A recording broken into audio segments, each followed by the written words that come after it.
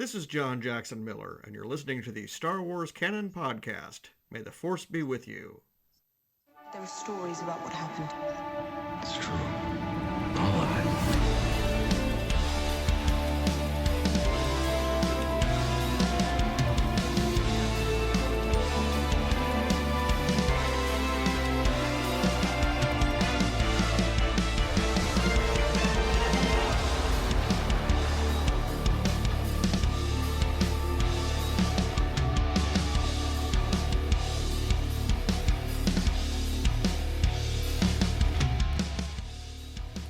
Hello, everybody, and welcome to episode 59 of the Star Wars Canon Podcast. I'm your host, Brian Miller, and I'm so glad you've decided to join me to talk about our favorite thing in the world, yet again, Star Wars. With me this week, all the way from across the pond, from where I am at least, very early in the morning where he's at, though, but he decided to join us anyway, Mr. Usuf Wally. How's it going, brother?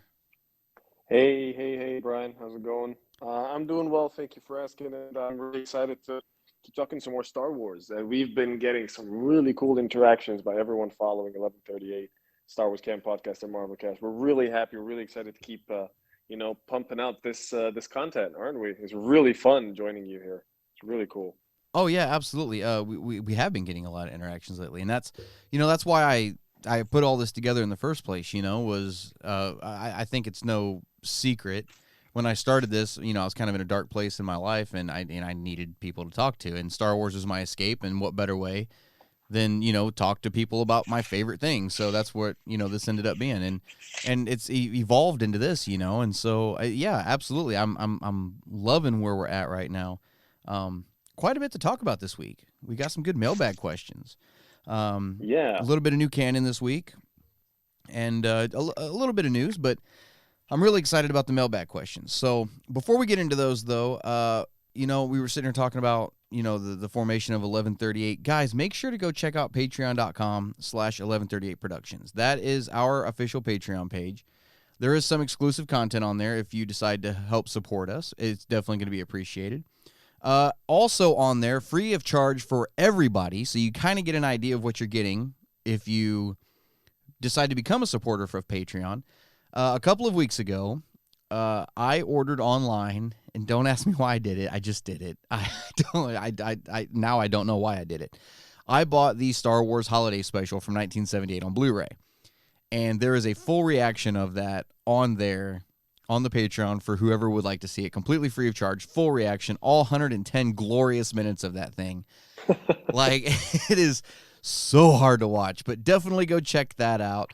The link for that is going to be in the description of this podcast. But go check that out. Kind of see if, see if the content's kind of for you. If it is, we'd love to see you guys support us a little bit. We got full live reactions of all of Book of Boba Fett on there, minus the last episode. That's a lost episode. I don't even know what happened to it there.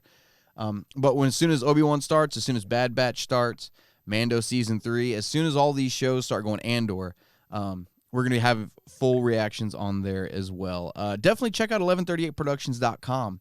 That is the one-stop shop for every bit of content we put out here at 1138. It also has an entire Star Wars canon timeline. And for you Legends fanatics, if you're a Legend fanatic, I don't know why you're listening to us in the first place. But I'm just saying, because there are some purists out there, Usuf. There's some people out there that are like, no, Legends is it. That is the canon. That is Yeah, we've bumped into them. We have. We've had a couple of run-ins. We've run into some old friends. And so we have finally put up the entire Star Wars Legends timeline as well, in case you guys want to start diving into that universe, into that timeline. That is on there as well. You can also find this podcast. You can find the Marvel Cast podcast, hosted by Stephen Hall and J.G. Karsh. They're doing a hell of a job over there, keeping you guys up to date on the Marvel Cinematic Universe. And a handful of other little things, some other timelines and stuff like that. So definitely something worth checking out. Usuf, I've been busy with 1138 Gaming, and we have been knocking out... Actually, we just finished up Assassin's Creed 2. We're working on Horizon Zero Dawn, but for right now, all of that got put on the back burner because now we are working on the Skywalker Saga, Lego Star Wars: The There's a Skywalker new Saga. Big Daddy. There's a new Big The Daddy new in the Big market. Daddy. That's right. I'm a little bit behind because I pick up my copy tomorrow, but I can't stop watching videos of this stuff. It's so fun. So funny. It's so fun. So far we've played for about 7 hours and we've only finished episodes 1 through 4. We are gonna 100% that thing. So follow me as It's we gonna be amazing. follow me on this journey of 100%ing this game because it's massive. I didn't realize how massive it was until the other day when I sat down to play it. And it's like 730 some odd puzzles you got to solve, like 1,180 some Kyber bricks you've got to collect. Like, it's ridiculous how much there is in this game. So come join me at 11:38 Gaming every Monday and Wednesday night, or the official nights at 7 p.m. Central. But any night in between that I get a chance to sit down and play, I'm going to sit down and play because I don't want to wait after Wednesday 5 days to play more of it. We're never going to get through it if we do that. So every night in between that I get a chance to, I sit down and do what I can and play for a little while. And we have some great guys tuning in to hang out with us. We talk about all kinds of things while we're buzzing through these games. While and gaming, everything. yeah. And so it's a lot of fun. Now, when we finish that game, we're going to end up going back to the Assassin's Creed playthroughs. And we're going to pick up with Brotherhood, and we are doing 100% playthrough of every single Assassin's Creed game, every single title. Yeah, love Brotherhood. Yeah, I like Revelations more, but I love Brotherhood. Yeah, see, and some of them I've never 100%ed, so I'd love to go back and actually see what is in all these games. And we are going to 100% all of them, DLC, everything. I've never 100%ed Odyssey, and we're going to sit down and do it. So, but you have that to look forward to as well. Those videos can all be found on 1138productions.com as well, with everything else. So, without further ado, let's get into some Star Wars stuff. That's what you guys are here for. You're not here to hear about Assassin's Creed or Horizon Zero Dawn. You're here to talk about Star get their Wars. Own podcast later. Yeah, exactly. And one more thing too, I was going to add. Once we finish each game, I'm going to sit down and do an actual review of the game. So I'm already kind of forming some thoughts about Lego Skywalker. I want to wait and see when I get into the open world, kind of what my thoughts are with it. But I kind of have some thoughts already forming. Some pros and cons. Give an example, though. Give them the same example you told me, like how big it is when you were in that mission in Jedi Temple. It's not really okay. So close. there's a mission that you know when you come across like a side quest in one of these games, you think that the side quest is like right around you, somewhere close. You'll have it done in like 4, 5, 6 minutes. No.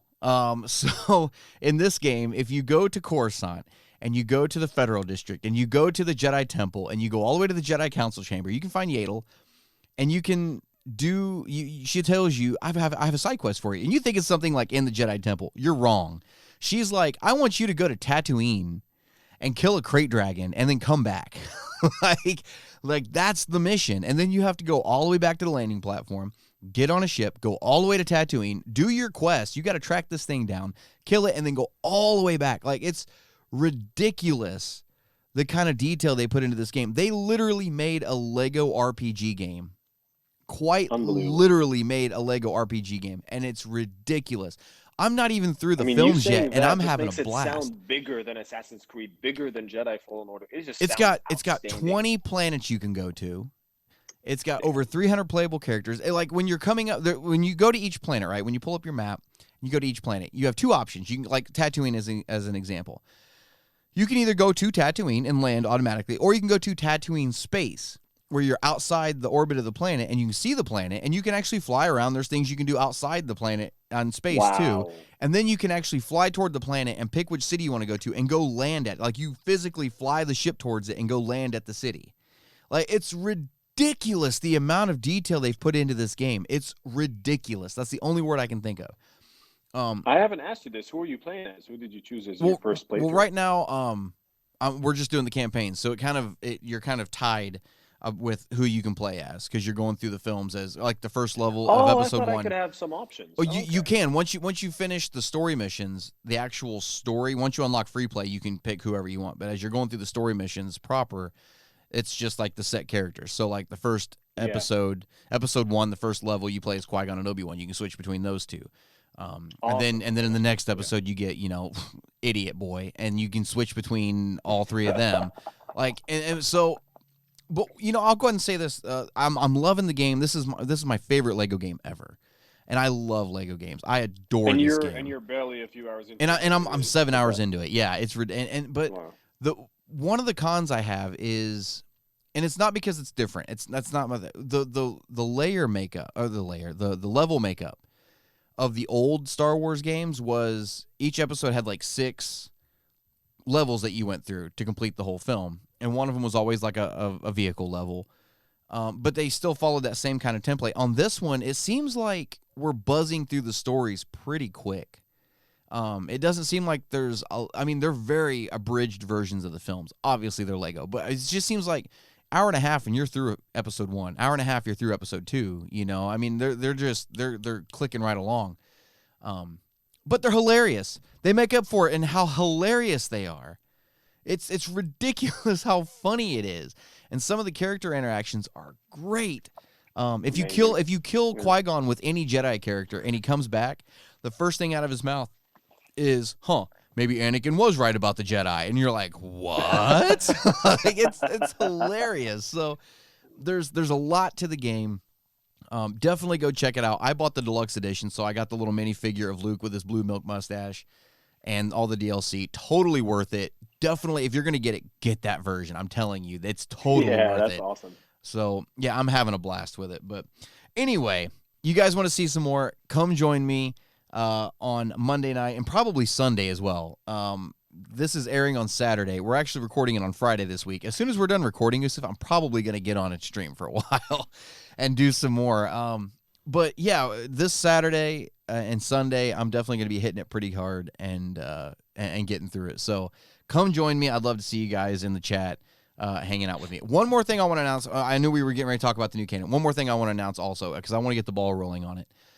This November, on November 11th. Oh, yes. Yeah, I wanted to talk about this a little bit. This November, on November 11th, which is Veterans Day in the U.S., we are doing a 24-hour gaming stream. I'm going to be on the PlayStation. I don't know what games we're going to be playing yet. I have no idea yet. More details will be coming down the pipeline in the coming months. I have no idea what we're going to be playing, but I'm going to be doing a 24-hour stream on YouTube on the 1138 Productions YouTube channel.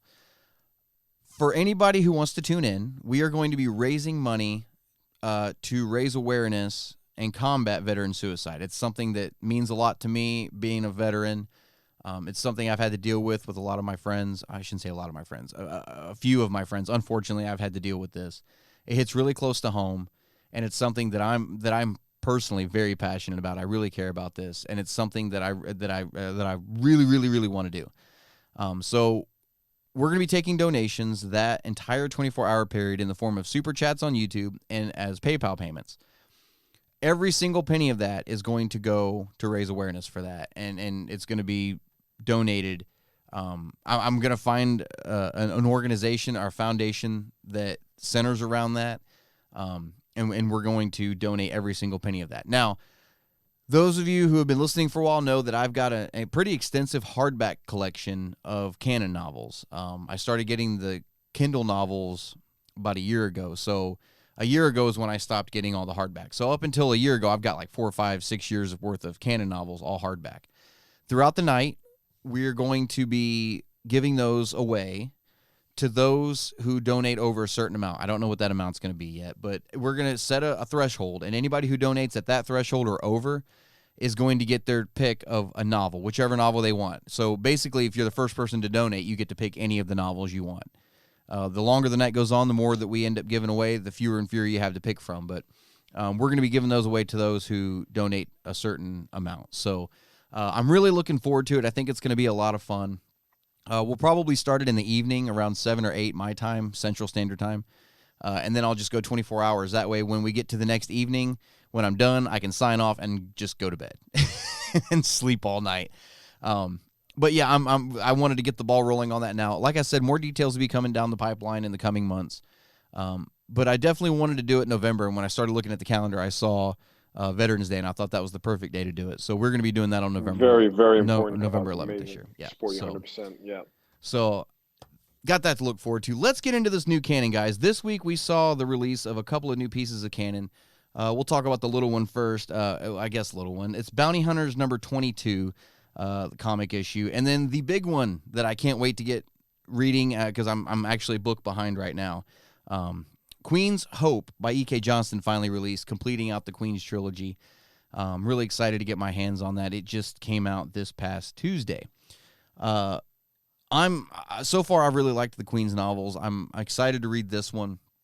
I've heard some people say that the Queen's novels were kind of anticlimactic. I kind of see where they're coming from, but I really enjoyed them personally. So it'd be cool to see this trilogy rounded out. And then coming up this week on April 13th, we've got Star Wars number 22 and Darth Vader number 22. So that is what we have to look forward to in the next week or two. Celebration this year. This is this is the main topic I wanted to talk about tonight. Celebration this year. We have got an announcement. We are getting a live action content panel. I think it's the very first night, isn't it? Thursday? It's Thursday night. So that would be, what day would that be? The 25th? No, 26th. So May 26th, we're getting Lucasfilm's live action showcase.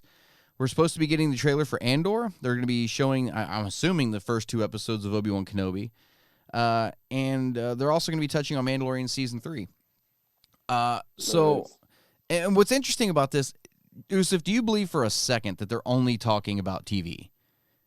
No way. No. I'm with you. I think they're definitely going to be.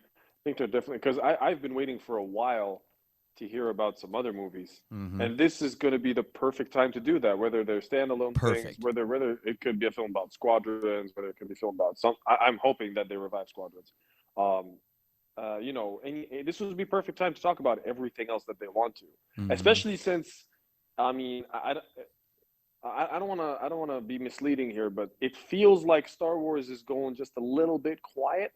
Not because quiet as in anything bad. I mean, there is content coming out, but it seems like, so it's just stable. So we just got this running show, The Mandalorian, and then Boba Fett is sort of like, not really a spin-off, but it's something else going off around that. When are we getting Ahsoka? When are we getting this? When are we getting that?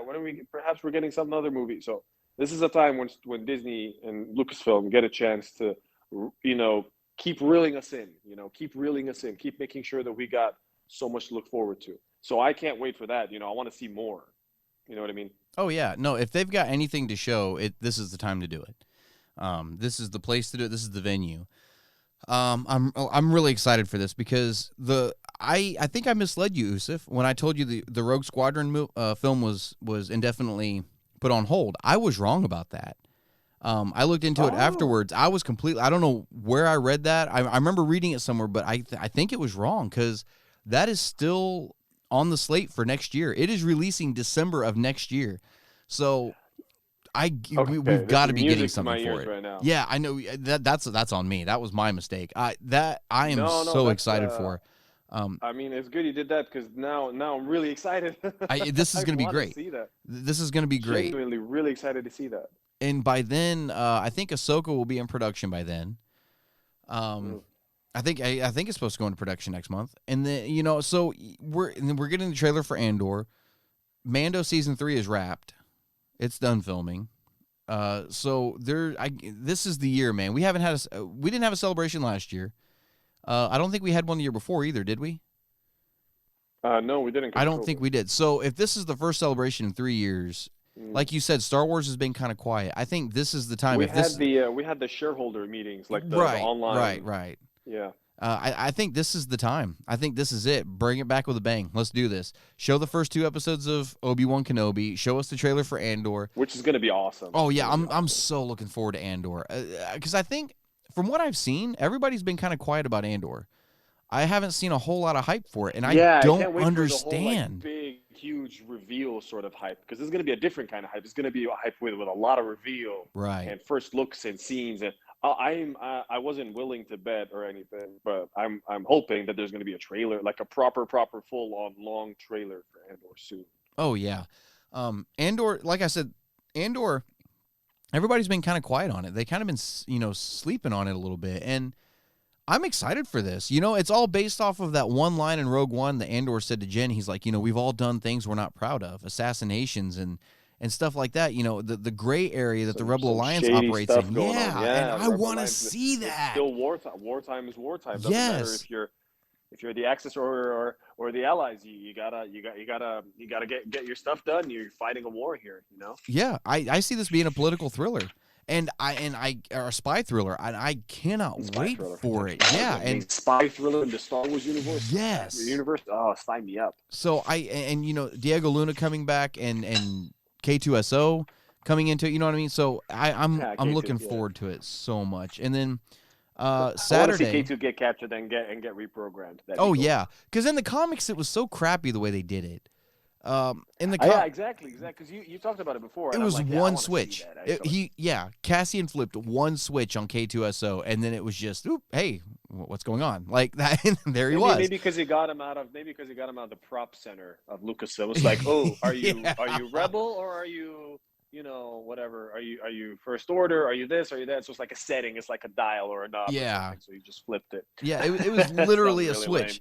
Because it was a one shot, and it was how they met. And I was like, oh, this is going to be great how he reprogrammed him. When he gets to it, he just click, and that's all it took. Literally, it was one frame. Click.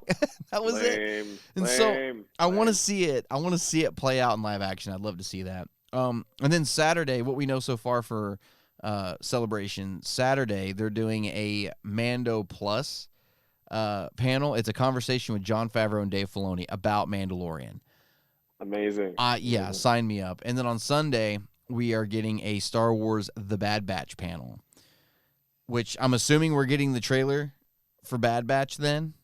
I'm almost positive we have to be getting season, it then. Yeah, so a lot to look forward to this year at Celebration. I'm hoping to God this isn't a letdown, because the biggest disappointment I think I've seen come out of Celebration in the recent years was the year before Solo came out, and they finally announced Alden Ehrenreich as Han Solo at the very end of Celebration. It was like, yeah, so we know, like we've known for a year, and I'm hoping this Celebration they really hit it off with a bang, and we've talked about how we feel like Lucasfilm has learned to navigate the fan base, and I think they're starting to listen to what we want, and I think it's really going to pay off this year. I hope it pays off this year. So there is a lot to be excited for come May. We're going to cover everything we can here. And what sucks, though, is this is over a Thursday, Friday, Saturday, and Sunday. And we're probably going to record on Thursday after the live action showcase. So that'll be the only thing we talk about that episode.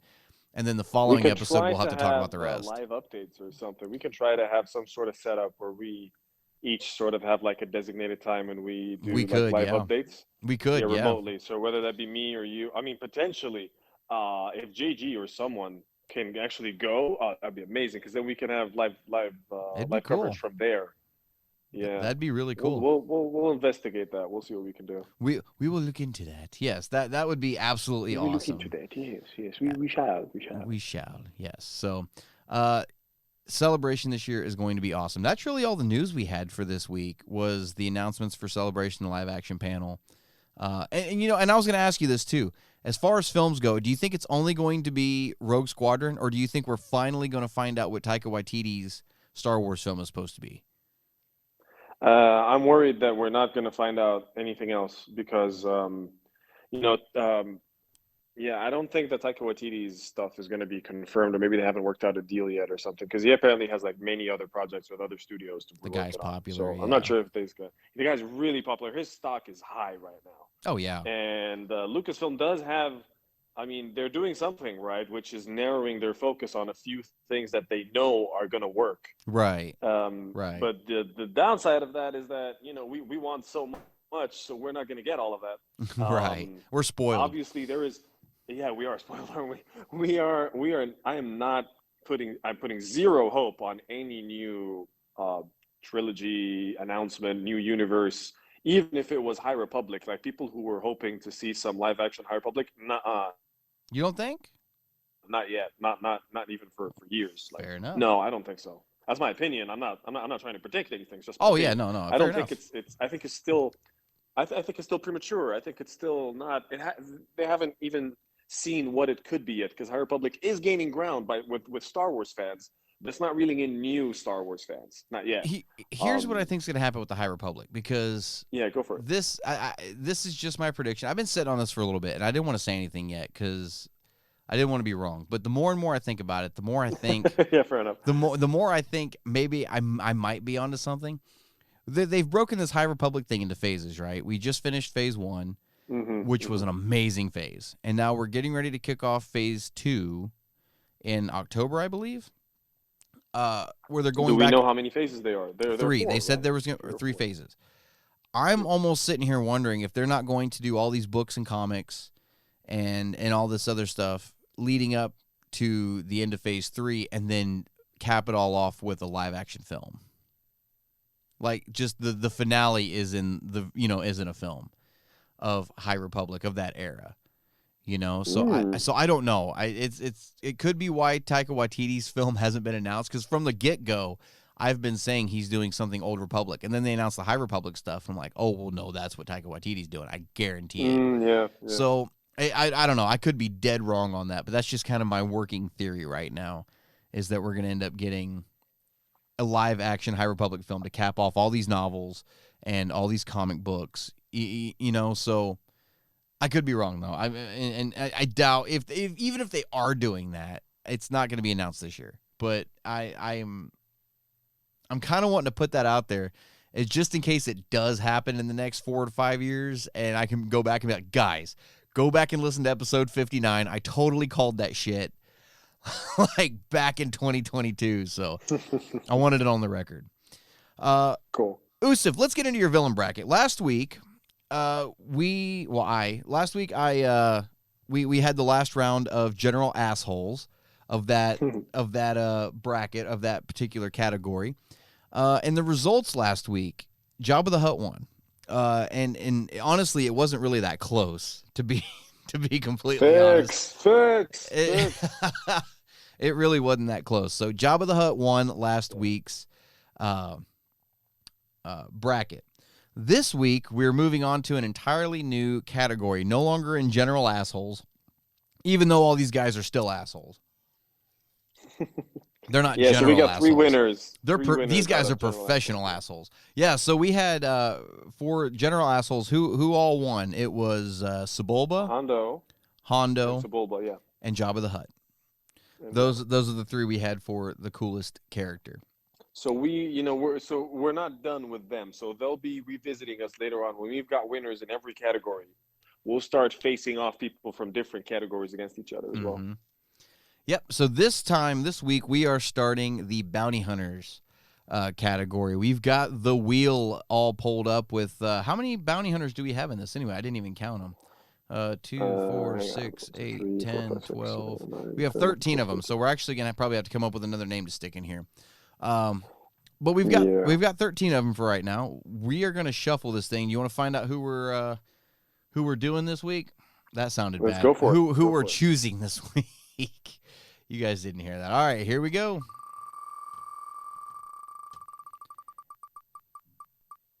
And the first one is it going to stop? Is it going to stop? Jango Fett. This week we have Jango Fett. And we're going to see who Jango Fett is going up against. Let's find out.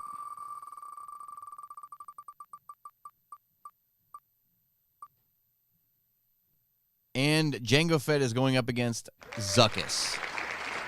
Oh, cool. Zuckuss himself, the Gand. So those are our category. Those are our contenders this week. It's not who would win in a fight. It's who is the cooler character, Jango Fett or Zuckuss. Cool. I don't know a whole lot about Zuckuss. I know a little bit. Zuckuss is he's a Gand. I don't remember what the name of the planet he's from though, but they breathe methane. That's why he's got the breathing apparatus, and he's very close. He's basically partners with 4LOM. But yeah, he's kind of enigmatic is the word I was looking for. Jango Fett we know quite a bit about, but with Zuckuss, this could go either way as far as the voting goes. I honestly have no idea which way this is going to go. If you've read Zuckuss, if you've read the stuff that Zuckuss is in, he's pretty cutthroat. He's pretty heavy. It's pretty cool. He always refers to himself in third person too, so there is that. Yeah. But yeah, so that's our bracket for this week. So you guys, I don't think we need to explain a whole lot about Jango. He's pretty self-explanatory there. You guys can head over to our Facebook page. It is I'm sorry, I'm having a meltdown for a second. You guys ever have a moment? I just had a moment. The link to our Facebook will be in the description of this podcast. The link to that poll. We'll also have the poll up on YouTube and on Twitter. If you guys want to vote more than once, you guys can go to all 3 locations, cast your vote, and next week we will read the results of who won, and we'll pick 2 more, and we'll put out the new poll. So definitely go over and check those out. Let us know. And even if you guys want, comment in the comment section why you're choosing who you're choosing, because with Jango and Zuckuss, this is a pairing that they don't have a lot in common other than being bounty hunters. They don't even live in the same time period. But it'll be interesting to see how you guys compare these two, you know? So, Usif, I'm going to ask you, when you go vote, who do you think you're going to vote for on this one? Okay, so here's the thing. Before I vote on this, personally, I'll be reading up a few some more material which Zuckuss is involved in. Fair enough. Because I want to get the full, this is one of the real reasons why I'm doing this, right? Not just because I love villains, and I speak about this every time that I'm on the podcast, because it's my favorite thing about any story, really. The villain, the type of villain, why is he a villain? It really gives the story a lot more meat and a lot more intensity. When the villain is stronger, therefore the hero is better, therefore the struggle is real, and therefore I'm more interested, in the story. So not only that, but this gives me a chance to look deeper into Star Wars. So I'm looking back at every character, even if I know them, I'll still look up and I'll find out stuff that I never even knew about the character. And so it'll teach me more and more about the thing that I really love the most, which is Star Wars. So that being said, I'm going to have to just, hold off for a second. Jango Fett it's really hard to look past him. He's the blueprint for clones, for the entire clone army. He is a badass bounty hunter. The man has his own Mandalorian armor. He is just absolutely brilliant, this guy. He is cool. We've got a lot of backstory as well. The more material, the more we like him. You know what I mean, Jango? Obviously, there's other stuff to talk about in terms of whether it was Boba Fett, whether it's his fighting with the Jedi Council, whether it's whatever. The way he got his head chopped off, yeah, that was also kind of cool. But the thing is that Zuckuss also has different angles to him. So even what I know barely about Zuckuss, I already knew again when I looked it up briefly when I wrote down his name. When you actually recommended that I put down his name on the list, so he was receiving orders directly from Darth Vader himself. Mm-hmm. He was part of the team looking for the Millennium Falcon. I never knew that he breathed methane, but I mean that makes him even cooler because he's like, oh crap, doesn't matter if the place is full of shit, he'll still be able to handle his own. And the thing is that he's really cool as a bounty hunter. He's really skilled. He's tough. He's cutthroat. He refers to himself in the third person. It's probably because all the shit's gone to his head. But the thing is that we've got a real one-on-one here. We do. This isn't something that this isn't something you should really look past. If you're listening and you're gonna go, Zuckuss, who the heck is Zuckuss? I don't know this guy. So just vote for Jango. Of course it's Jango. He's the bounty hunter who started it all. He's the one. Fair enough. I completely agree with you. But please understand that this is our chance as Star Wars lovers to really get into as much as we can. Read up just a little bit about Zuckuss. Look up. If you actually, how about this? When we post to Facebook, I will type in the first comment a few links so you can read up perhaps something in a comic or something. Just take a look at him, and then you can read into him a little bit more if you're interested, which I hope you are. Oh yeah. And that would be a cool way for you to explore the character and the different kinds of characters that Star Wars has. Star Wars is actually, it's not given enough credit for this. It's great. Lucasfilm is great at building this universe. It just doesn't do it in the normal way that modern franchises are doing it, because there's video games and there's novels doing this and that. Lucasfilm actually does a lot here in building universes. But if you stick to the films, you're not going to see enough. And if you stick, and even personally, because until recently, until I started listening to Brian a few years back, I hadn't even touched a Star Wars novel. I didn't know where to begin. I knew there were some, but I didn't think they were important. Look at me now with an entire bookshelf and a brand new Audible account, and downloading the podcasts and stuff, and just focusing on novels and the stories that are amazing. Downloading the entire series of Clone Wars. Starting on Rebels and Bad Batch, and being happy, really excited, talking about different story arcs.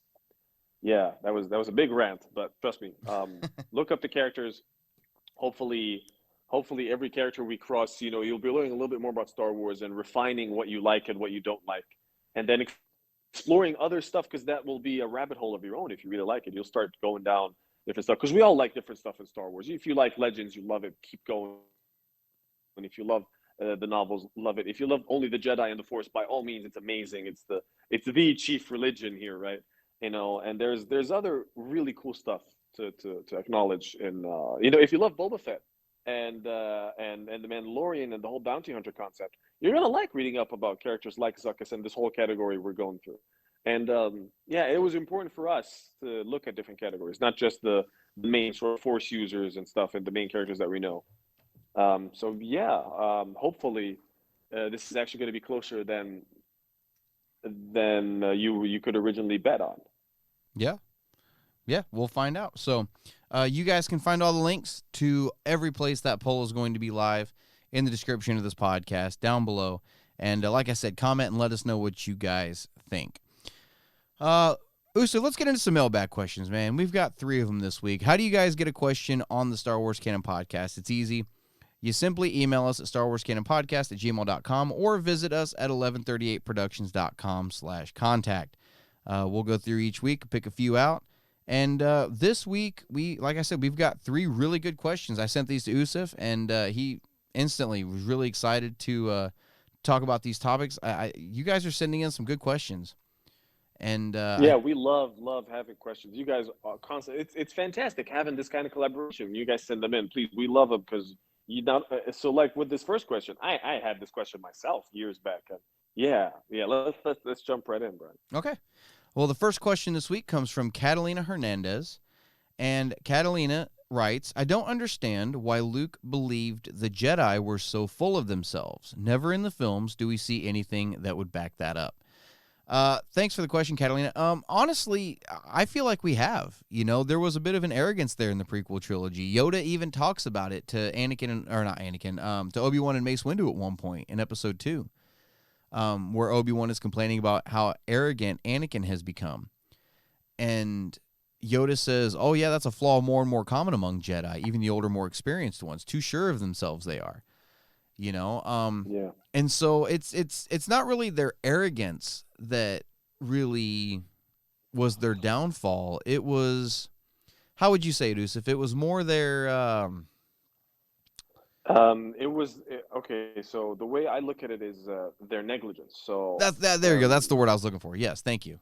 Yeah. So the thing is that here's what we see, and we'll also talk a little bit about what we don't see. So I'm just getting off of finishing a statement where I'm saying there's a lot of stuff to look at in Star Wars which isn't in the movies. So let's first look at the movies, which is the primary story in Star Wars, which is perfectly fine. If you're only watching the movies, by all means, that's fine. You're missing out, but you can absolutely still focus on the films.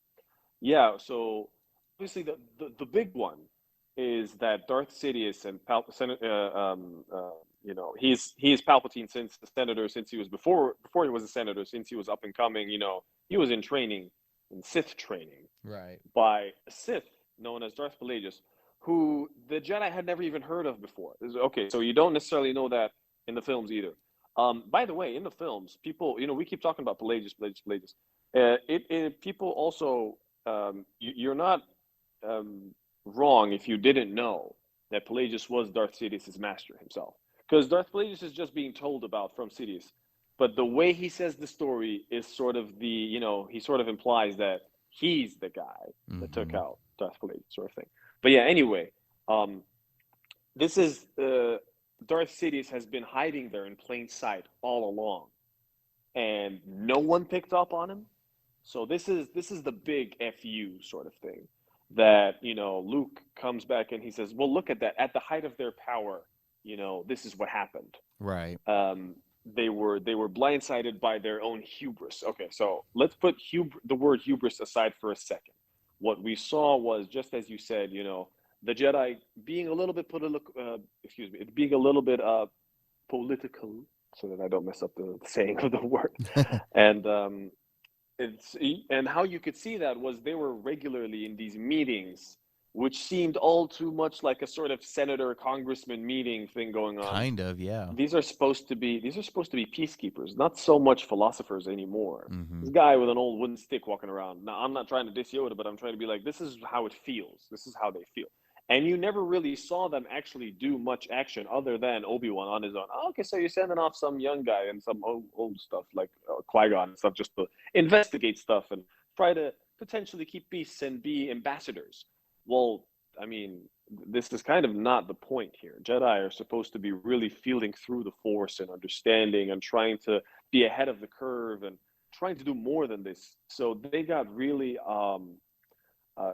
complacent.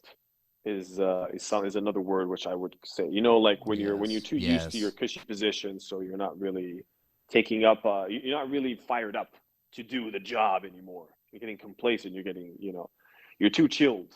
Right. Too comfortable. Is how I would. Too comfortable. And even if they don't act like it, like training, and the Force and the philosophies and what to do and how and so on. Barely any of them had actually been in a lightsaber duel. I'm willing to bet before the Clone Wars, unless they were training with another Jedi. Yeah, unless they were training. I mean, they're not exposed to anything, So they're not exposed to much. Excuse me. And I wouldn't say anything. Of course, I'm sure there's stuff that happened, but it's hardly much to talk about, is it? And okay, so now let's also talk about, because by the time we get to Luke in his trilogy in 789. By the time we get there, we've already got so much Clone Wars and so much content and material and novels that have come out. If you also look at those, apart from the films, in parallel to the films, you see everything that he says. The Jedi are too political. They hold themselves back. So many people native to these different planets and so many characters that just come up and say, it was the Jedi who turned us down, who said, oh, I'm sorry, we got to go fight off some other battle and leave you to your problems or something because we got ordered to do so-and-so. And you got ordered. Where's the Jedi? Ahsoka basically, had a whole falling out because she felt that the Jedi were way too political, even within themselves internally, let alone, doing something as a force. They're not even considering themselves to be a force. So then what are you doing if you are not a force? You're just abiding by orders? That's not what the Jedi should be doing. There's just so much in there to unpack that it's actually worth saying that the Jedi were no longer as powerful as they should be or could be, and therefore, they were really fighting against their own progress. That's genuinely my opinion. Yeah, they were. And I definitely agree with what Yoda was saying, how sure of themselves they were. I mean, they were they were thrust into a situation they had no idea how to handle. They were turned from peacekeepers into generals. You know what I mean? And that was a situation that wasn't, it was unprecedented for them. You know what I mean? But being sure of themselves, think about when Obi-Wan is trying to look up Kamino in the archives. Right? And he's like, he tells Jocasta Nu, perhaps the archives are incomplete. And she stands up almost like offended, like, if an item does not appear in our records, it does not exist. How are you going to be, exactly. How are you going to be that arrogant to say, oh, we own everything. Yeah. So, I definitely think there was hubris there. And I definitely think there was a lot of arrogance. And I do think it was an issue. I think it was more so for some Jedi over others and not so much for other names, but I definitely think it was there. I think Luke had a point, and I know people are turning the podcast off now that I said that. I think Luke honestly had a point. And the Jedi paid for it. Think about it. They got down to just a handful of them left. You know what I mean? So yes, something had to have happened. And like you said, Palpatine rose to power right under their noses, literally face to face with them every day. And he sat across the desk from the Grand Master of the Jedi Order, who was 850 years old, who's the most powerful Jedi, one of the most powerful Jedi ever.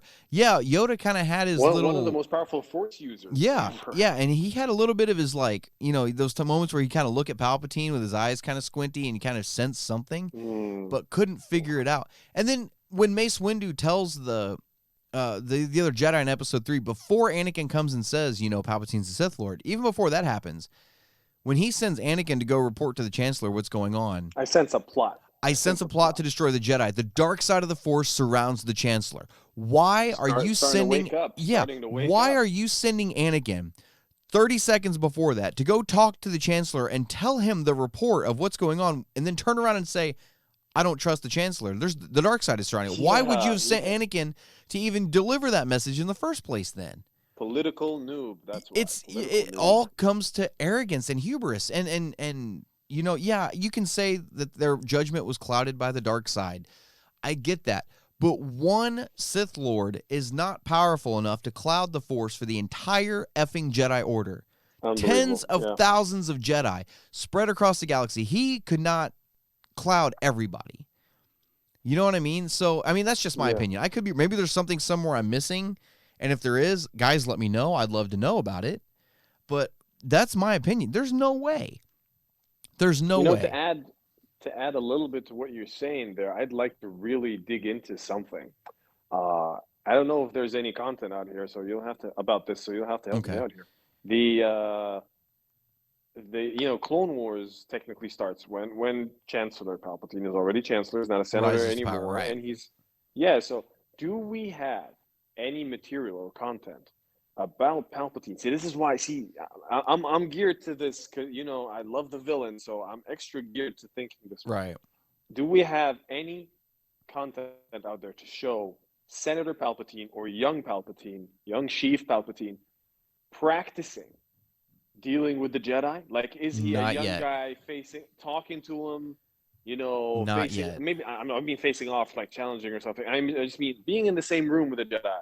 Making conversation with a Jedi Master, talking to Yoda, pondering something, picking their brain, asking them about their philosophy and what they think about it, talking to a youngling, talking to this. This would be So like that the he could political learn to mind mask of this himself. mastermind. Yeah. No, there's nothing there yet. Political. Unless you want to he's count. already got this target since then to take him down, right? Unless you want to, there's nothing really until I think Acolyte, when we get the TV show Acolyte. I think that's when we're going to get I can't wait for that. Yeah, But if you've heard me on this podcast, I'm. If you want to count the 5-issue run of Obi-Wan and Anakin, there's some little interludes where it flashes back to where Palpatine was putting on the hood and taking Anakin into the underworld and teaching him about society and stuff like that. If you want to count that, then yeah, by all means. But I don't think there's anything official out there in canon just yet that kind of addresses that. Answer me another question. How is it that the leader of the galaxy is able to slip away once in a while, put on an entire hooded robe, and transmit to Count Dooku or to the Nemoidians, or you know what I'm saying? Like, how do you get away and do that? All of your what did he do? Tell people I need secure transmissions that nobody can hack into, and they're not going to go, that's suspicious. Like, because think about the world we live in now, and I know we don't get very political on this show. Watergate, homie. Watergate. Yeah, but exactly. Think of how easy it was for that to get out, and think about the world we live in now with all the political scandals going on. We know about them almost immediately afterwards. Like let's say, for example, if the president of the United States were to slip away for 10 hours, where the shit did he go? You know what I mean? Like, we're going to be asking these questions. We're going to have to keep that on record. So how is the leader of an entire galactic government going to slip away with all of these advisors and senators always up his ass? How does he slip away to do this, to communicate to General Grievous, or like, this is my apprentice, Lord Maul. Like, when did he meet with Maul? Like, did Maul just go walking into the Senate chamber and everybody like, who the shit is that guy? Like, what the hell?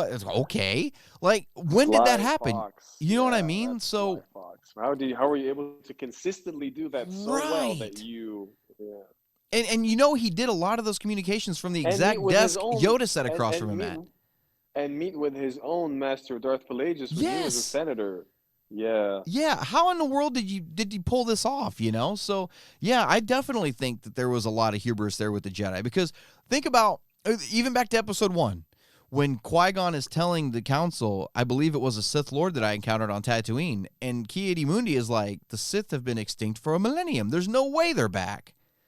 There's By the way, no for way. that statement exactly, I've got huge beef with that statement, not just because of this conversation, or this question topic, but also because no. What do you mean no way? Isn't there always balance in the Force? Yeah. So long as there's light, there's always dark. That means there's always dark somewhere out there. There's no such thing as extinct for nothing. And if it is Right. extinct, then it should be something else. So you shouldn't be surprised to hear there's a Sith Lord. You'd be like, oh, so perhaps the dark has manifested itself in such a way that there has been not just a Force user who's using the dark side of the Force, but also picked up the teachings of, you should be inquisitive, not dismissive. Right. Do you know what I mean? Right.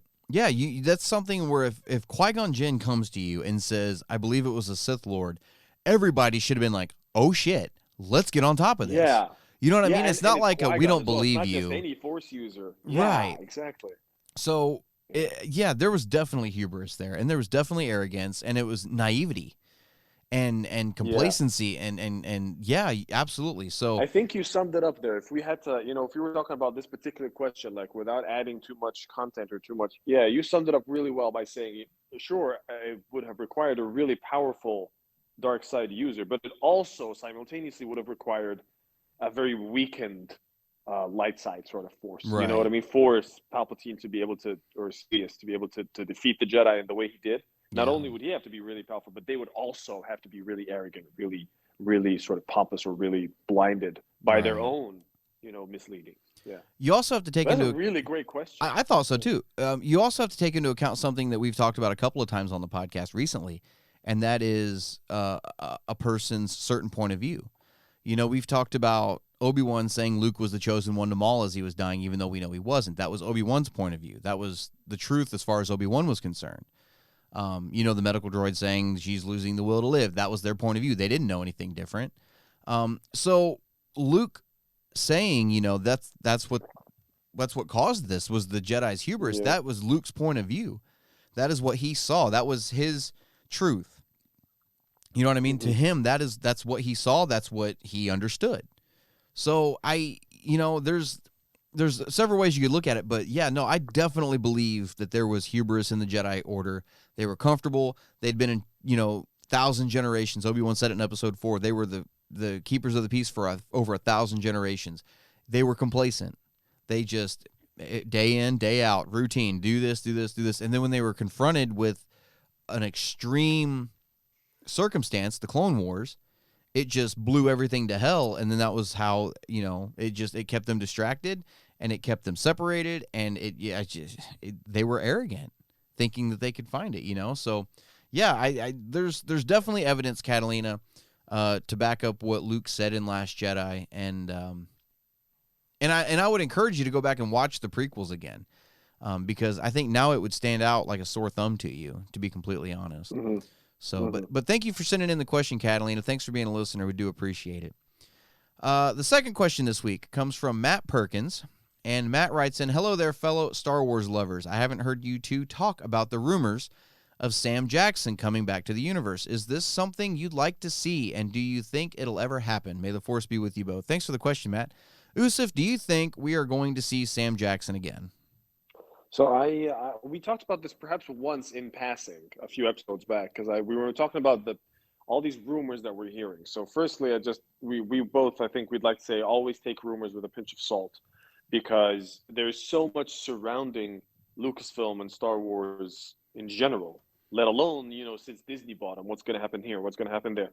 And everybody can come out and try to add fuel to a fire, whether that was the directors, whether that was Rian Johnson at one point, whether that was the directors, what was their names? The Game of Thrones directors. Benioff and Weiss. Yeah. So there's always going to be stuff surrounding Star Wars and Lucasfilm. Just take it with a pinch of salt whenever you hear it. Now, moving on to Samuel L. Jackson. Firstly, I love him. He's a fantastic actor. I love his movies, not only because as an actor, not just like the action stuff that he does or did. I mean, something like The Hateful Eight. Oh, goodness me, he was amazing in that. But yeah, so I would, and in Star Wars, by the way, he was pretty cool. He was a really good presence. And then the character Mace Windu is such a brilliant character. everything, even with everything we just said about the Jedi and the hubris and the arrogance, and he was technically a culprit, he was guilty of that as well. I still love Mace. There's so much to look there. Such an incredible, powerful Force user. I would love to see Samuel L. Jackson back. So to answer the question, can he return to Star Wars and make a comeback of sorts, make an appearance? Definitely he can in a certain capacity. Will he return to Star Wars? I find it hard to believe. Here's why, personally, I think it's hard to believe, or I'm putting those chances down to slim or low, because he's gotten on with age. Let's be frank. He's not as young as he was. I know technically you don't need to do all of the acting and the stunts, but his character needs a lot of presence, and he can do himself, really. Especially with Mace Windu's posture, with his stances, with his speech, with everything. I would love to see Mace Windu in his good old days, sort of thing. Maybe not the Clone Wars, maybe a little bit after that, maybe a little bit, with him being a Jedi master. Of course, I'd love to see his beginnings. We don't have a whole lot of content there. But if we were to get a story about Mace Windu surviving the fall on Coruscant after he got lightninged, well, no, I wouldn't really look forward to that kind of story, because supposedly what killed him was the lightning, not the fall. Like, power, unlimited power, that real shock which he got, that's what killed him, not the fall. And that's supposedly in canon. Yeah. Right, when I'm saying that's canon, yeah. So I'm not expecting, or even it's a very tempting thought to entertain, like a one-armed Mace Windu, Mace Windu carrying around a purple lightsaber, or not even carrying around a lightsaber, being just strong with the Force and taking out stormtroopers on a remote planet somewhere, and having Darth Vader come over and face him down. Oh God, it is an amazing thought, especially when I say it out loud. But I am not even entertaining that thought as a possibility. It's just a what if scenario. It's some really good fan fiction. You know what I mean? I would never put that as a genuine possibility, unfortunately, simply because it would be retconning their own canon, and Right. Yeah, there's just so much that I would love to see it happen. I just don't know in what capacity we would see Samuel L. Jackson come back. Maybe he'd be doing some voiceovers. Maybe he'd be doing some other stuff. Maybe there would be some content, some older content going on. Maybe, Right. maybe there could be someone like a sort of, I don't mean Ray Park himself, but someone like a stunt guy coming in and doing, Samuel L. Jackson's face would be planted on him, because they've got him, so they don't need to CGI him. They just edit him a little bit, and then they'd have someone come in and do all the flipping and the Vapad lightsaber form and the fighting and the stuff, or maybe not even that. Maybe just be a figurehead, folding his arms and being like, "Well done, young Padawan," sort of thing. Yeah. Or maybe drop a few F-bombs, Yeah, I'm tired of these mother effing Sith on this mother effing planet. I don't want, honestly, if he comes back, cool. And it's not that I don't want to see Sam Jackson come back. It's not that I don't want to see Mace Windu again. I think you can't bring everybody back that supposedly died before. You know what I mean? It's think about Marvel for a second, right? How many characters have died off just to come right back? Not counting the Infinity War stuff in Endgame. Think about everything leading up to that. How many characters died, and then just to find out in the sequel, oh, just kidding, they're still alive. How many people faked their death? You know what I'm saying? How many times did Loki die? Coulson died, and then they brought him back in Agents of S.H.I.E.L.D. Just kidding, he's still alive. Thor's mother, I think, is the only one that actually died and stayed dead. Am I right? Or in Quicksilver. And then everybody else, Nick Fury died, and Winter Soldier came right back. He faked his death. It's just, I don't like it when people fake you out, right? With dying. And even Rise of Skywalker did it. How many times? How many times did somebody die in Rise of Skywalker it's just to be old, like, man. oh, just kidding. Chewbacca, Ben Solo. You know what I mean? Like, all these other people died. Just kidding. They're back. You know, C-3PO got his memory wiped. No, we're just kidding. R2 backed up his memory in a Google Drive. Like, the death phase is getting really popular, and it's getting really annoying. It's getting it is. Just stick with your guts and do it already. Like, and just do it. Take the chance and leave it. So when Anakin killing Mace Windu at that moment, it's like there are no consequences. Right? Yeah, it was consequences. It was a massive swing moment for Anakin. That was when he was like, "What have I done?" You know, and you can't undo that, because that is the moment that really helped swing that pendulum the other way. You know, and so I don't want to see that undone, because then at that point it's going to be like, well, you know, Stormtrooper number 75 in A New Hope, we didn't see his body. He's going to pop back up in Mandalorian season 75. You know, like it's everybody is going to be popping back up then, and everybody, you'll be like, oh, I remember that guy. He was an extra in the background of that one TV show episode that I watched that one time. You know, it's just right. You got to stop bringing back character. Like, yes, he was a badass character. That's great, but leave the gravitas there of a badass character being killed over something that, I mean, it lends weight to that darkness of Anakin's shift to Darth Vader. Oh, incredibly. So if you bring him back, it undoes that. Yeah. You know, kind of like such a much more powerful effect. Oh yeah. You think about Palpatine. He came back. You know, I mean, just kidding. He's dead, but he came back. You know, so it's and think about what people said about that. It undid Anakin's sacrifice. You know, Vader's sacrifice at the end of Return of the Jedi. So if you bring back Mace Windu, I feel like it's going to undo Anakin's turn. Anakin's entire turn and struggle. Yeah. You know, so the gravity of that accomplishment. Yeah. And it was an accomplishment. As far as the rumors go, he had a conversation with Bryce Dallas Howard. One conversation. You know, it doesn't mean he's coming back. You know, it's just, I mean, yeah, everybody wants to be back in Star Wars. Yeah, I think it's funny whenever I see these articles. Oh, yeah. There isn't a person who wouldn't to be back. Yeah, exactly. Like you see an article, and this is just some random article that I'm coming up with on the fly. You know, what Steven Spielberg would like to direct a Star Wars movie. Well, no shit. Who wouldn't? You know, it doesn't mean he's going to be directing a Star Wars movie. You know what I'm saying? So, I want to direct a Star Wars movie. Where's my news article saying I want to write one? Where are the rumors saying I'm going to direct one? You know? So, it's just because somebody wants to be back in Star Wars doesn't mean they're going to be put back in Star Wars. I think with Filoni, and especially that whole universe, they're at a point where if it serves the story, they'll do it. If not, they're just going to back off. And I trust Filoni enough to understand that bringing Mace back is going to undo that big moment in Revenge of the Sith. Because if you see Mace Windu come back and you go back and watch Revenge of the Sith, then it's going to be like, oh, so what? He ain't dead. Big deal. You know, he lost his hand. So did everybody else, you know? So I as much as I love Sam Jackson, I don't really want to see him come back into Star Wars. Not like what you said, doing some like motion capture or voiceover work, something like that. Absolutely. I would love to see that. But physically coming back as what I would die to see is a video game of sorts. Oh yeah, where you sort of and you're meeting the old, the characters and the stuff. And if you actually had like a motion capture Samuel L. Jackson Vapad form fighting in there, and that would be brilliant.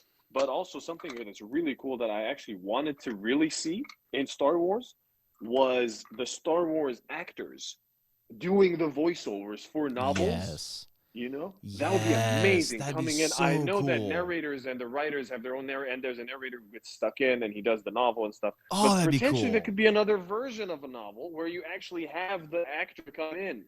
You and McGregor. You know something? You bring up a great point. You bring up a great point because. Yes. I'm a genius, my friend. Why don't they do that? You've got, let's say, a special edition or something. Yeah. I don't know, So we've got the Shadow of the Sith novel coming out, right? And they're going to do an audiobook for it. Yeah. Why not? This is just an example. You could do it with every single novel, but this is just my example. Why not bring in Mark Hamill, Billy D. Williams, to sit down and to record their own dialogue? You could do it in a day. They would have incredible fun doing it. Yes. It would boost that sale immediately. Yes. You would only need them for a day. Because if you sit down and read that book, let's say the book takes 10 hours to read, right? It's not 10 hours of just Luke talking. You could have all of Luke's lines recorded in 2 or 3, 4 hours.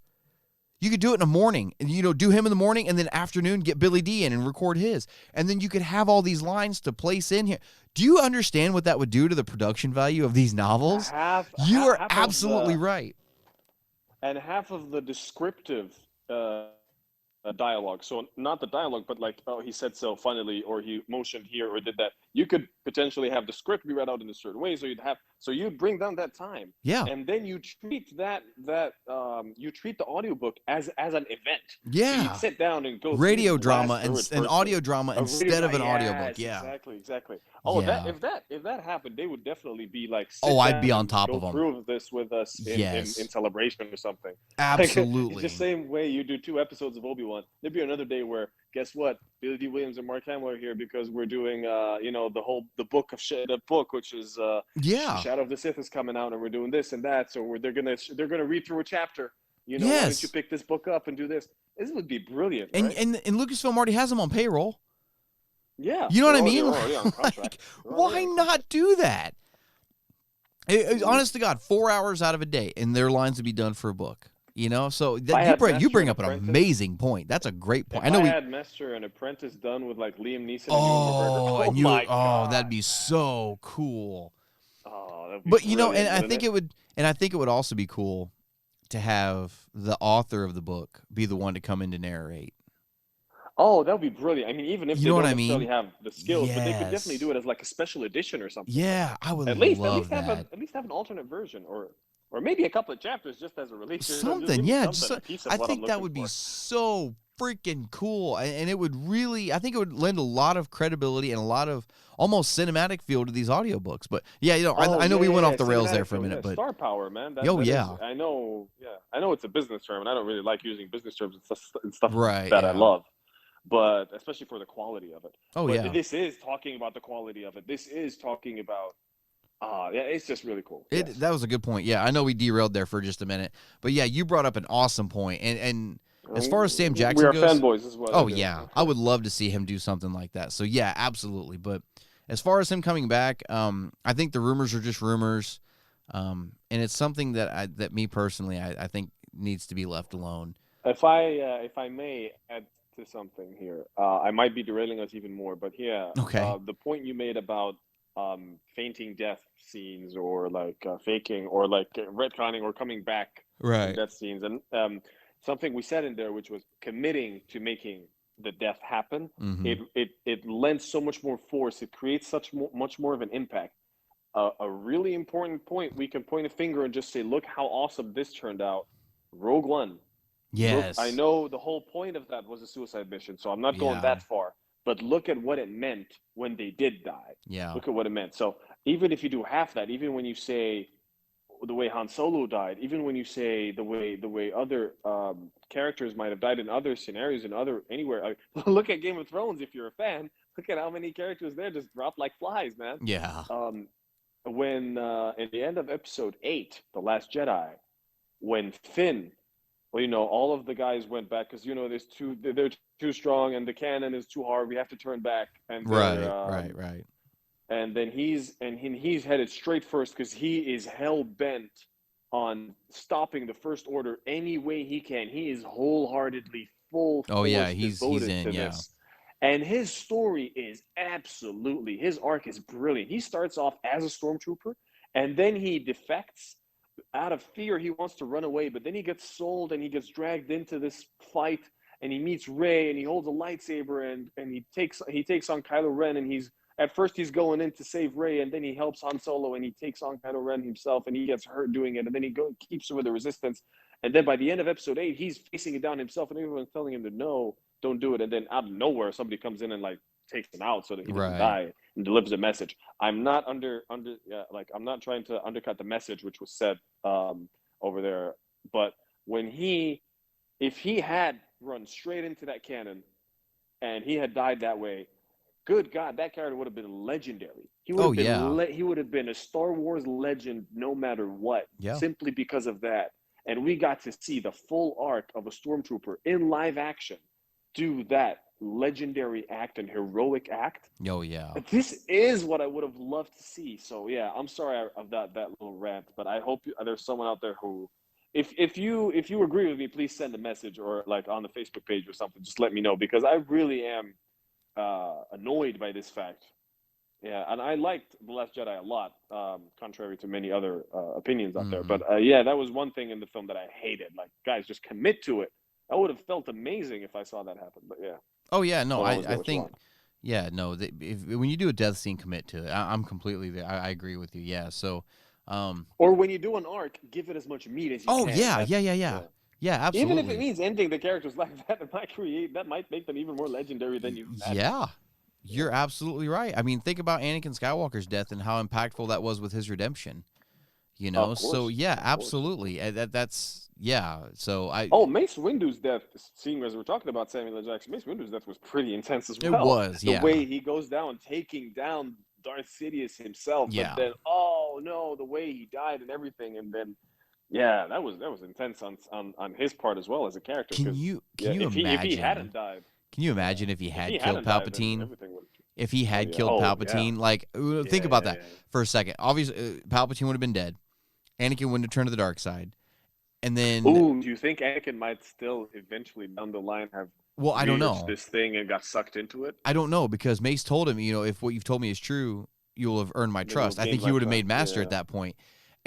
But think about it. Everybody would have been like, well, shit, was Mace Windu the chosen one? Because he just he's certainly freaking power enough. Yeah, so interesting thought. But anyway, so I hope that answers your question, Matt. Guys, let us know in the comments below. What do you guys think of the Sam Jackson rumors? I'd love to hear your guys' thoughts on all that. And the final question this episode is from Anthony McIntosh. And Anthony writes, Brian, we've heard you talk about the sequel trilogy and why you don't consider it a trilogy. Absolutely right, I don't. My question is, what do you think of Rey as a character? After everything she's been through and experienced, I can't think of any character that's been through more and grew from it. What do you think? Love your show and hope to see it continue to evolve and evolve for many years to come. Thanks for the question, Anthony. So, personally, I'm not a huge fan of Rey as a character. I still don't agree with the Mary Sue comments, but I'm not that big of a fan of her as a character. As far as another character that's been through more and has grown from it, Obi-Wan Kenobi has been through some shit. I think he's been through more than anybody else in the entire saga. You know, he was the first person to kill a Sith Lord in a millennium. He lost his master. He was tasked with training the chosen one, right? He lost Satine. He watched Maul kill Satine right in front of him.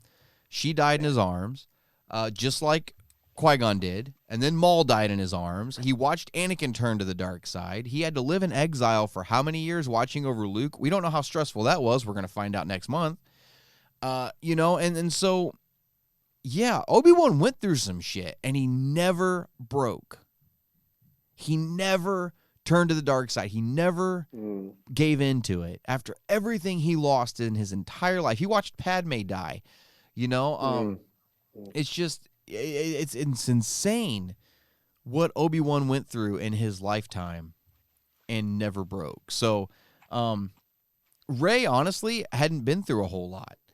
She hasn't been through any more than Luke from A New Hope. She watched her mentor die, Han Solo. Luke watched Obi-Wan die. She lived on a desert planet. Luke lived on a desert planet. You know, like, so there's nothing. How am I just realizing this comparison? Yeah, no, there's just realizing this comparison. Right. She lost her parents at a young age. Luke lost his parents. Yeah. Like, it's all the, it's very living parallel. On a desert freaking planet doing not much. You know, facing and down, being in the end being the offspring of the villain of the time of the age. You're absolutely being really right. Strong with the Force. You have mentor, losing the mentor really early. Yeah, it's very similar. Actually, wow. You know, the no, I am your father is you're a Palpatine. You have his power. Like, that's the same revelation of who she is. You know what I mean? And trying to turn the quote unquote the masked villain of the series back to the light. I sense the good in you. you know, and all that. It's literally the exact same path as Luke Skywalker. She hasn't. Damn. I mean, if you say, you know, she's been through more than anybody else, then Luke's been through the exact same crap, if not more. You know, he actually watched Ben turn to the dark side because of his actions. Oh yeah. He was You just know, older, so we got to and see more of so him. Yeah. so Luke has been through some shit. Obi-Wan, though, I think takes the cake. As far as Rey as a character, I like I said, I don't know. I don't think there was enough character development there for Rey in that set of films. You know, I think Force Awakens kicked off pretty decently. It was a safe film. Last Jedi, it was basically the same thing. It was Luke from A New Hope, you know, like Luke kept telling her, no, don't go confront him. It's not going to go the way you want it to go. Luke did the same thing in Empire Strikes Back. He went to confront Vader. I mean, it was literally mirrored for mirror, you know, beat for beat, exactly Luke Skywalker. So I don't see any character development there at all. You know, Well, so I would actually say there would be character development there. Maybe not as much as there ought to have been, or there could have been, or definitely not as much as there could have been. But I quite like Rey as a character. Maybe not so much. Yeah. But yeah. So just as you said, like I dislike the Mary Sue comments, but she is like I was fighting myself in that movie theater when I saw that film for the second or third time. I saw episode 7 like 2 times, and then Last Jedi 2 times in the theater. Then obviously when it came out, like watched that a lot. But the first time I saw Force Awakens, I was just so excited. I was taking it all in, right? But the second time I saw Force Awakens, I was thinking, you know, I've got Force Awakens in front of me now because genuinely there's a lot here in this question that made me think about Rey as a character. Mm-hmm. Rey is exactly where I would want to be if I discovered so if I was going to be plunged head first into my favorite story, which is Star Wars, Mm-hmm. you know, I would love to be Rey, basically in a modern story, right? So I'd be, you know, I've forgetting the episode 9 for a second, because basically you don't know about episode 9 until later down the line in her story. You don't know that whose offspring she is. She thinks she's a nobody up until episode 8, or even in episode 7. She's like, "Where's my family? I don't know where they are. I'm waiting for them." She's great pilot. She does, you know, she's such a Mary Sue. At first, I got completely sold on her when I found out, you know, when she was speaking Wookiee to Chewbacca. I'm like, done. You know, that's my favorite thing ever. So she's now officially a character that I like. But then no, she does have a lot of development. You know, she explores her force power, which she feels instinctively. That's pretty cool. In episode 8, when she goes off, you know, after everything that happens in episode 7, she gets plunged into this whole other path and world, and she's still coming to grips with all of this and meeting a hero like Leia. You know, not just a hero as in she might not even know much about Leia, but meeting a hero of a character of a person like Leia and how she can inspire you and how she can motivate you and sort of have empathy with you and make you feel what she feels. And then going off to find Luke and going through these lessons, right? These lessons, going through the lessons, which, you know, in the book, in the novelization of episode 8, there's some stuff in there which isn't in the movie, Right. which isn't in the film, where like there's some more meat to the lessons where she actually starts getting cocky, you know, confident and cocky with the lessons and the force using. And she's like, oh, here, yeah, look at this, look what I can do, and so on. And that's pretty cool, seeing her try to come into her own, trying to get these lessons. And then she's trying to reach out because she's so sweet. So I know she's like, what's it called? I mean, she's got a really kind heart, right? Because of the hardship she went through. So she wants to reach out to Kylo Ren, to Ben, and no, you don't do this. This is not what we do. There's good in us. There's good in you. So we do this. You know, we don't make people suffer. We don't stay on this path. That's a lot of character development for me. Standing up to a guy like that, standing up to someone in general, and trying to bring down. That's a lot for me to look at. And then episode 9, obviously, she also taking her as a character, regardless of what we think of the sequel trilogy. You know, it happened. It's in canon, so I gotta go over it, whether or not I like it. In episode 9, she confronts her own, obviously like Luke. So this doesn't discredit her own character for me, because I'm not saying that you're saying that. I'm just saying that in general. You know, when she also then confronts herself and the dark side, and in episode 8 as well, when she goes down to that cave scene and she looks down into that mirror, you know, and none of us, we don't really have an explanation for that scene until now. By the way, like I was talking to Brian about this before the episode, but we don't know how the significance of that scene, other than, well, she doesn't have any answers. She's lost. And this feeling lost is really important for me as well. She's so lost that she's reaching out in any direction that she can. She's not getting what she can from Luke. She's not getting what she can. Maybe she'll find what she can from Kylo Ren. She might have been turned, that sort of thing. Scenario. Perhaps it wasn't explained very well and wasn't explored very well either in Lucasfilm. Another reason why I don't really like the sequel trilogy. But anyway, as a character in Episode 9, when she confronts also sort of the vision of herself in the dark side and sees how powerful she can be, no, it scared her. It scared her like she was fearing this. And the power that she got, healing others using the Force, and then potentially healing Ben and making sure, he was okay, potentially then showing off, that she's so powerful within this, and this helped turn him. It helped one way or another. It helped. And then he saw obviously the ghost of Ben Solo, whether it was a ghost, whether it was his Force ghost, whether he was just imagining him, the goodness in him. But then when she goes and confronts Palpatine and gives it everything she's got, and the Jedi goes stand behind her, she is all the Jedi. That is quite a climax. And she's losing. That's how much of the Force that she used. That she was losing. She was dying. Yeah, no, I think she's got a cool arc. I liked the story that she's on, regardless. Just taking it for what it is. I do like her story, if I'm completely honest. Yeah, I'm sorry to interject there and you're give good. you my whole rant, but that's what I think of. I guess I shouldn't have said she didn't have any character development. She just had the exact same character development as Luke Skywalker. Because, like you were talking about the vision she saw when she went into that little that dark side place there on Ahch-To. Luke went into the cave on Dagobah. When she sees the vision of herself as a Sith Lord, Vader's mask pops off in the cave on Dagobah, and he sees himself, what he could become. It's literally beat for beat the exact same character development as Luke Skywalker.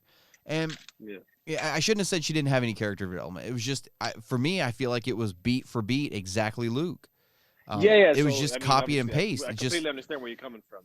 And so it was something that it like I said, beat for beat, even to the point where facing down the Emperor at the end, Luke Skywalker fights Vader, right? And then he takes off Vader's hand. Vader's out of the fight. He confronts the Emperor face to face for that final confrontation, right? Same thing, Kylo gets, or I shouldn't say Kylo, Ben gets thrown out of the way, and Rey is just there to face him on her own, and don't get me started on the whole I am all the Sith and I am all the Jedi comments, because it's a ripoff. It's a complete ripoff from Endgame when Thanos says I am inevitable and he snaps and there's nothing there, and Iron Man says and I am Iron Man and he snaps. It's lit, and then all the ships showing up at the end on Exegol was just like everybody coming through the portals in Endgame. It was a ripoff, but that's not what we're talking about. We're talking about Rey. Complete lack of personality. Yeah, we're talking about Rey. But yeah, her character development was literally beat for beat identical to Luke Skywalker's. Absolutely 100% identical. And and it's something a lot of people don't realize how identical they are. Every single film was, Episode 8 was supposed to be this art piece. I genuinely think this is the first time I noticed just how similar they are. They're identical, Yusuf. That's probably literally not so cool identical. for me to say about myself being a Star Wars fan who's on a podcast. But yeah, this is genuinely the first time I noticed they're just how literally similar. Identical.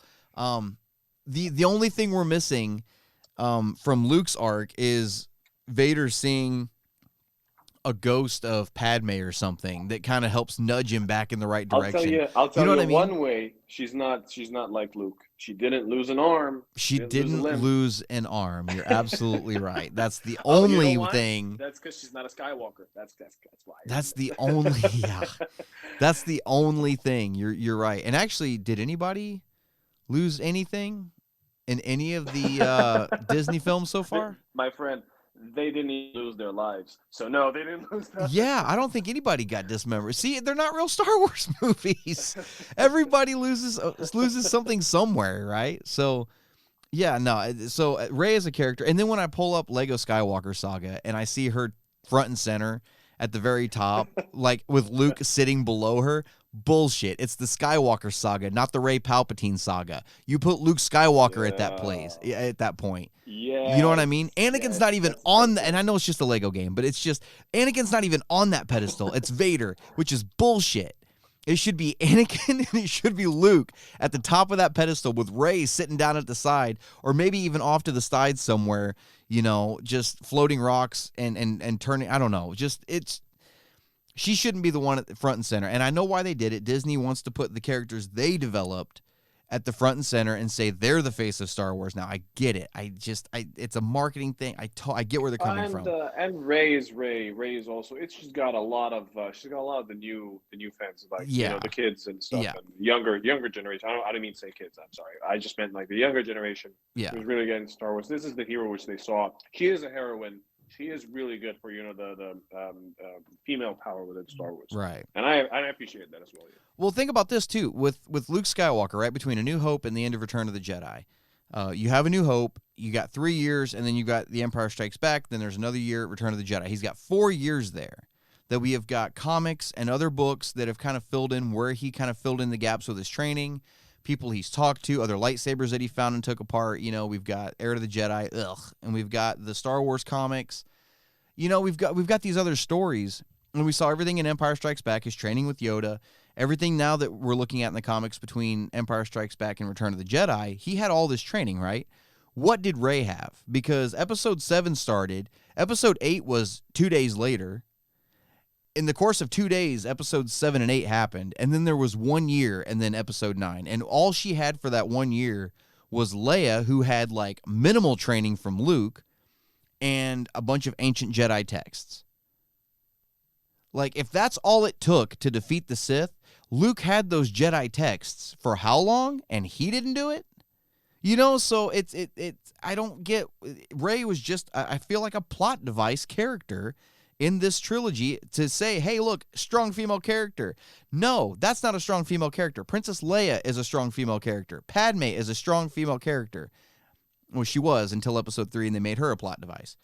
But, no, I don't see how Rey is the quote-unquote hero of the sequel trilogy. Like you said earlier about Finn, how if he had done that sacrifice with the cannon and taken out that Star Destroyer, he would have been the unsung hero of the trilogy. Even Poe Dameron. Think about Poe Dameron for a second. Even he had a lesson in Episode 8 from Leia, right? About not being a hero, you do what's right. It's not about being a hero. Really important lesson. Really, really right. Important lesson. And he came full circle with that. And then in Episode 9, you just undo that, and he just loses his marbles at the very last moment in the Battle of Exegol. He's just like, my friends, I'm sorry, I thought we had a shot. He's throwing in the towel. He sees all these people die, he's fine. As soon as Snap Wexley goes down, he loses his shit. And then that's when he's like, they took all these characters and drove them to their breaking point and left them there. So I just, and it's not just Rey that I'm complaining about. It's a lot of characters I'm complaining about. But Rey is, I don't see how she is the face, of Star Wars now. I don't get it. At first, and like I said, in Episode 7, I thought she was a decent character. I was excited to see where her arc was going to go. When the trailers started coming out for 8 and we thought she was going to turn to the dark side, I was like, holy crap, this is going to get freaking awesome. And then they did what they did with 9. And it was like, why? So that's my thoughts on Rey. I'm not going to keep rambling. Those are my thoughts on Rey. And I don't know if you noticed, or I don't know if you heard, Daisy Ridley finally came back to Instagram. She left Instagram because of the bullying. Oh, did she? She left like 2 years ago. And follow her. Yeah. And so now, and it was like day one, people started bullying her again instantly. The day she came back, it was back. It was game on again. So, it's and I don't get me wrong, I don't condone the bullying, but there's that much hatred for that character. You know what I mean? Yeah. And the thing is, you can't speak out against it either in the world and the climate that we're living now, because then people are like, oh, you don't like female characters. It's because she's a woman, right? No. I love Leia as a character. I love Padme as a character. Ahsoka is a freaking badass. It's not, it's Jyn Erso. It's not because she's a female. It has nothing to do with that. It's just what you guys decided to thrust upon her, this legacy that I don't feel like she earned. So that's where I'm at. Sorry if I rambled. Usif, I'm sorry. I apologize. But I had to let that out. You tackled from really cool perspectives too, as well, because this is this is how to really flesh out a character. You got to compare it with the potential. You got to see how it's interpreted as well. Yeah. So I said it from my perspective, which I appreciate her as a character, but yeah, everything you said as well has to be said. Oh, I can appreciate what they were going for. The premise of the character and how their challenge is perceived as well. That's pretty important. Yeah. It's really important, actually. And I never thought about it in half the ways that you said. I thought about it in the main way. Just, it could have been like the Mary Sue he just plonked right in front of me like an amazing character. No, but you took it deeper. That's really cool analysis. And actually, I just thought of another similarity between Rey and Luke. Force Awakens, when she's sitting there cleaning the parts and she looks up and she sees the ship leaving Jakku and she starts thinking about wanting to leave the planet. It's a knockoff, cheap, great value version of Luke looking at the binary sunset in the original Star Wars film, wanting to get off the planet and get out and see the galaxy. And they're bam, bam, bam, verbatim, beat for beat for beat, the same. So anyway, I'll stop. Is there anything we're missing on this episode? Is there anything else we wanted to talk about before we sign off? Hopefully people will vote for in the villain ranking and tune in, guys. Yeah. Absolutely. So, all right. Well, I think that is going to do it for this week's episode of the Star Wars Canon Podcast. Hey, guys, don't forget we're here every week talking about our favorite thing in the world on Anchor.fm, Spotify, Apple Podcasts, or wherever else you guys get your podcast content. Be sure to visit 1138productions.com where you guys can listen in on this show, the Marvel Cast, and you can tune in for 1138 Gaming every Monday and Wednesday at 7 Central. If you'd like to support us and our content, please check out patreon.com/1138productions. Show some love there. Make sure to check out that holiday special reaction. You guys will probably regret it. I'm just letting you know. You're going to regret watching the holiday special, but you guys won't regret tuning in for it. It's like being in a hangout with Brian. It's pretty cool. It was rough, man. Look, and I suffered through it. If you guys would come suffer with it through it with me, I would be really grateful for that because it was really rough. And look, as an extra incentive, when I played it, I didn't know you could turn the Wookiee subtitles off and that the original holiday special didn't have Wookiee subtitles at all. It was just them yelling at each other, and you had to figure out what it was they were saying. The copy I have has got Wookiee subtitles on it. Somebody went in and put them on, and they're freaking hilarious. They're awesome. Like, Lumpy keeps running around, and he's roaring and jumping around, and somebody put in subtitles of, like, I love Riddlin, and stuff like that. They're absolutely hilarious. So definitely go check that out on the Patreon, and let me know what you guys think of that reaction. You'll also gain access to some exclusive content there as a thank you for supporting us. Full reaction videos to the Book of Boba Fett, Andor coming up, Season 3 of Mando coming up, Bad Batch coming up, all these extra shows. We're going to be doing full live reactions there. All the links for everything that we just mentioned can be found in the description of this episode on whichever platform you're listening in on. Until next week, guys, this is Brian Anusu signing off. Keep it civil, and may the Force be with you guys.